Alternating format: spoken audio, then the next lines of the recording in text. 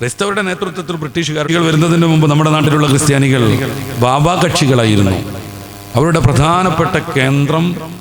പ്രധാനപ്പെട്ട കേന്ദ്രം ബാബിലോണിയായിരുന്നു. എന്നാൽ റോമിനെ സപ്പോർട്ട് ചെയ്യുന്ന പാശ്ചാത്യരാകുന്ന ക്രിസ്ത്യാനികൾ നമ്മുടെ നാട്ടിലേക്ക് വന്നു.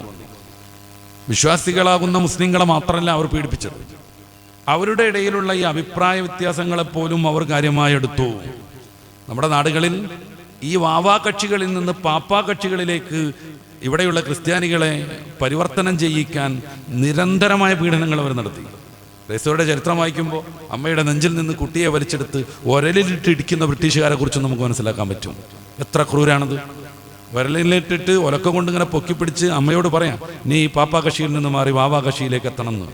കേരള ക്രൈസ്തവരുടെ ചരിത്രത്തിൽ പ്രധാനപ്പെട്ട ഒരു സംഭവമാണ് കൂനംകുരിശ് സത്യാഗ്രഹം. നമുക്ക് സെർച്ച് ചെയ്താൽ കിട്ടും. എന്തായിരുന്നു കൂനംകുരിശ് സത്യാഗ്രഹത്തിൻ്റെ പ്രശ്നം? ഈ വാവാ കക്ഷികളെ പാപ്പാ കക്ഷികളാക്കുന്നതിനെതിരെ അവരെല്ലാവരും കൂടെ കോട്ടയത്ത് നടത്തിയ വലിയൊരു പ്രതിഷേധമാണ് ഈ കൂനംകുരിശ് സത്യാഗ്രഹം. ലോകത്ത് മൊത്തം അവരുടെ ഐഡിയ അടിച്ചേൽപ്പിക്കലായിരുന്നു ബ്രിട്ടീഷുകാരുടെ പ്രധാനപ്പെട്ട ഒരു ലക്ഷ്യം. കച്ചവടം അതിനുള്ള മുന്നുപാധി മാത്രമായിരുന്നു. അറബികൾ വന്നത് അങ്ങനെയല്ല.